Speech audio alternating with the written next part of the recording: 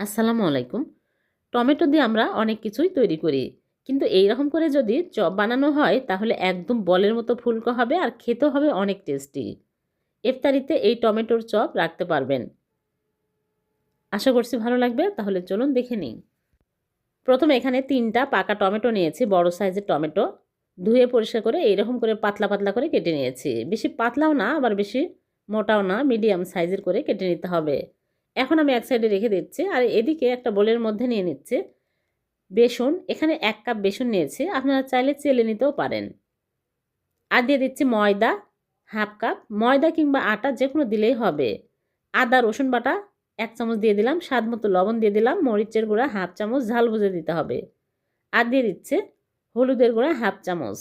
আর এখানে নিয়েছি ভাজা জিরা গুঁড়া ১/২ চামচ, ধনিয়া গুঁড়া ১/২ চামচ। এখন ভালো করে মিশিয়ে নিব। এখন পানি অল্প অল্প করে দিয়ে পাতলা ব্যাটার তৈরি করে নেব। বেশি পাতলাও না আবার বেশি ঘনও না। ১ কাপ পানি এখানে দিয়ে ভালো করে ফেটিয়ে নিব। বেশি পানি দেওয়া যাবে না। একটু সময় নিয়ে ভালো করে ফেটিয়ে নেবেন, লাঞ্চ যেন না থাকে। এরকম ঘনত্ব হবে। এখন আমি ঢেকে রেখে দিব ১০ মিনিট।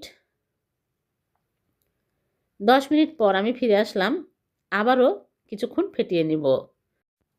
সবশেষে দিয়ে দিচ্ছি বেকিং সোডা 1/4 টিস্পুন। আগে দেওয়া যাবে না, পরে দিতে হবে। দিয়ে ভালো করে মিশিয়ে নিলাম। এখন আমি ভেজে নিব। এজন্য আগে থেকে চুলা প্যানে তেল দিয়ে তেল হাই হিটে গরম করে নিয়েছি। এখন এই ব্যাটারের মধ্যে ধনিয়াপাতা কুচি দিয়ে দিচ্ছি। আগে দিলেও হতো। দিয়ে ভালো করে মিশিয়ে নিব। তারপরে একটা করে টমেটোর পিস আমি এই ব্যাটারের মধ্যে দিয়ে উল্টিয়ে পাল্টিয়ে এইরকম করে চুবিয়ে নিব। নিয়ে আমি এই গরম তেলের মধ্যে দিয়ে দিচ্ছি। দেওয়ার সাথে সাথে উপরে তেল তুলে দিবেন, দেখবেন অনেক সুন্দরভাবে ফুলবে। দেখুন একদম বলের মতো ফুলে যাচ্ছে। খুবই টেস্টি হয়। এভাবে আপনারা ইফতারিতে বানিয়ে রাখতে পারেন। খুবই মজার হয়, আর খেতে দারুণ টেস্টি হবে।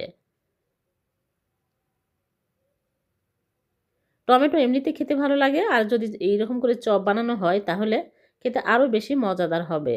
আপনার বাড়িতে বানিয়ে দেখবেন। আমার এই প্রসেস ফলো করলে একদম বলের মতো ফুলকো হবে। প্রত্যেকটা চপই একদম বলের মতো ফুলে যাচ্ছে দেখুন।